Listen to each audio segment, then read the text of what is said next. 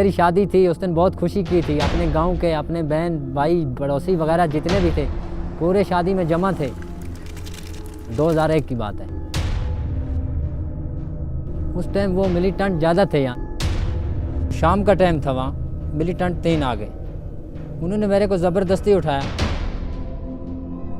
पहले मेरे हाथ बांध दिए, हाथ बांध के उन्होंने फिर मेरे आँखों को पट्टी बांध दी। यहाँ से उठाया तो फिर पता ही नहीं चला।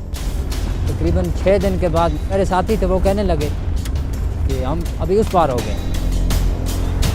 बस उस पार पहुँचे साहब, 3 दिन वहाँ एक जगह में बैठे रहे। तो उसके बाद हमें हेलीकॉप्टर में बिठा दिया, आँखों को पट्टी बांध के।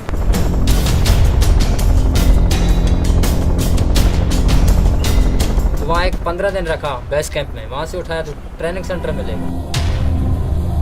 तो वहाँ उन्होंने बोला कि आपको ट्रेनिंग वगैरह करनी है।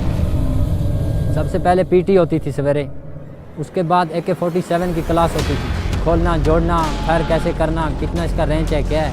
उसके बाद में बॉर्डर पर जाने का तरीका, आने का तरीका, दुश्मन को अटैक करने का तरीका कैसे वो सिखाते थे। खाना पीना जो भी अपना मन चाहता था वो करते थे। क्रिकेट वगैरह खेलते थे।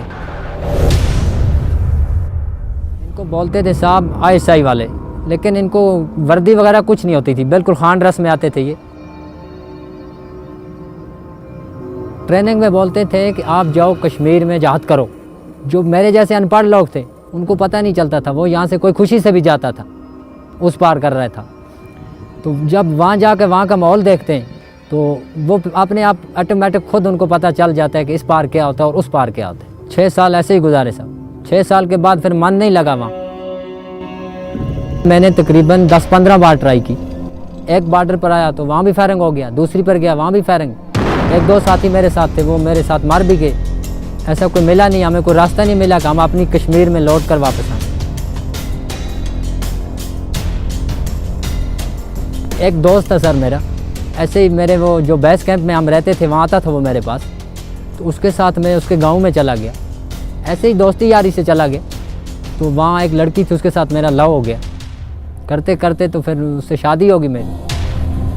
तो वो लोग, उन लोगों ने मेरा फिर पीछा कर लिया था कि इन्होंने इसने शादी कर ली है, पता नहीं अब ये क्या करेगा। वो मेरी बीवी कहने लगी कि आप ऐसा कुछ बचाव करो कि जिसमें हमारी जान बच जाए। तो मैंने उसको बताया हम कश्मीर चलते हैं। उसने बोला कुछ करो लेकिन अपनी और मेरी जान बचाओ। चलते ही चलते 8 दिन हमने वो सफ़र के दिन निकाल दिए। जंगल में जब कुछ मिलता ही नहीं था। 3 टॉफ़ी थी, 3 टॉफ़ी एक बांट कर दोनों ने 3 टॉफ़ी बांट के खाई। और तो बीबी तो बेचारी कुछ खाती भी नहीं थी। तकरीबन 8-9 दिन लग गए मेरे को यहाँ आके इस पार करके। इस पार निकल आए हम। जब हम एक फ़ौज थी, फ़ौज के पास पहुँचे, फ़ौज ने हमारी अच्छी रिस्पेक्ट की, चाय वगैरह दी, खाना दिया। तो 5-6 दिन उन्होंने वहाँ रखा था। अपने घर से तकरीबन आधा किलोमीटर दूर तकरीबन मैं पहुँचा था रात के 9 बजे। तो आगे पूरा जितना भी मेरा गांव था, रिश्तेदार थे, परिवार जितना था पूरा जमा था। ढोल वगैरह सब कुछ नज़ारे थे वे, जैसे नए तरीके से मेरी शादी शुरू होगी। बहुत खुशी हुई उन लोगों को, फ़ौज को भी खुशी हुई। सबसे पहले मैं अपने वालिद को मिला, बहन भाई। तो मेरी जो पहली बीबी थी वो भी आ गई। बोला अच्छा हो गया, आप एक बीबी नहीं 10 बीबी लेकर आओ, लेकिन अच्छा हो गया कि आप अपनी कश्मीर में वापस आ गए। जिस टाइम मिलिटेंट था उस टाइम में मेरे को 1 महीने का देते थे 500 रुपया। कुछ भी नहीं था, वो क्या 500 रुपया सिगरेट ही बंदा पी लेते। तो आज 2 बीवी हैं, 2 बच्चे भी हैं। तो दिन में मजदूरी करता हूँ, कुछ करता हूँ तो तकरीबन महीने का 4-5 हज़ार रुपया कमा लेता हूँ। तो बच्चे के पढ़ाने की कोशिश करूँगा, क्योंकि मैंने खुद तो नहीं पढ़ा, तो बच्चे का तो ख्याल रखना है, कल काम आएगा। कुछ समझ नहीं आया सर, उस टाइम छोटा था। तो अभी अगर हम लोग आपस में भाई भाई बन के रहेंगे, एक दूसरे से के साथ झगड़े से कुछ नहीं होएगा। बात करेंगे, अच्छे तरीके से उठना बैठना करेंगे भाई भाई बन के, तो ये बात बिल्कुल ऐसे ठीक रहेगी।